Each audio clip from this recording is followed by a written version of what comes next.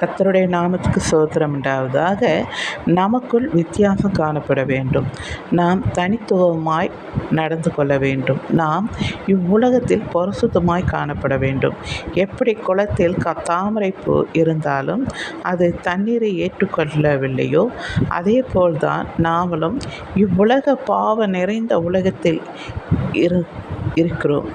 நாம் பரிசுத்தமாய் இருக்க வேண்டும்.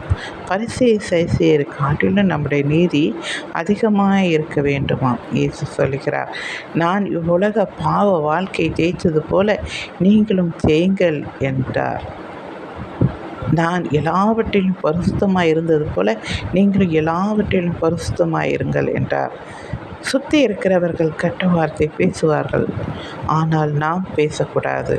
சுற்றி இருக்கிறவர்கள் எல்லா பாவங்களையும் செய்வார்கள், நாம் செய்யக்கூடாது. நாம் தேவ பிள்ளையாய் சாட்சி கொடுக்க வேண்டும். இல்லை என்றால் தேவன் நம்மை விட்டு மற்றவர்கள் விலகும்படி செய்வார். அவருக்கு என்று நம்மை சொந்த மகனாய் மாற்றுவார். எல்லோரும் கரங்களை தட்டி ஒரு அல்லேலூயா சொல்லுங்கள் தேவனுக்கு. நீ ஆண்டவருடைய பிள்ளை என்று காணப்பட வேண்டும். இதை தான் தேவன் எதிர்பார்க்கிறார். நம்ம பிள்ளை நம்ம மாதிரி இருக்க மாட்டார்களா என்று. கர்த்தர் மற்றவர்களை கொண்டு நம்மை அகற்றுகிறார் என்றால் ஏதோ தேவன் நம்மை கொண்டு பெரிய காரியங்களை செய்ய போகிறார் என்று அர்த்தம்.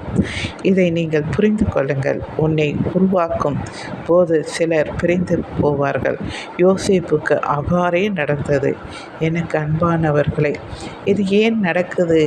நாம் ஏன் நம்மளை எல்லாரும் வெறுக்கிறார்கள்? நாம் என்ன செய்தோம் என்று நாம் யோசிக்கும் போது ஆண்டவர் இந்த உலகப்பிரமான காரியங்களை நாம் கற்றுக்கொள்ளக்கூடாது என்பதற்காக நம்மளை வேறு பிரித்து தனியாக விடப்பட்டு நம்மை ஆண்டவர் நடத்துகிறார். கரம் பிடித்து அவருடைய வழியிலே ஒன்றொன்னாய் சொல்லி நம்மளை நடத்துகிறார். சரிங்களா? தேங்க்யூ. பிடிச்சிருந்தா லைக் பண்ணுங்கள், மற்றவங்களுக்கு ஷேர் பண்ணுங்கள்.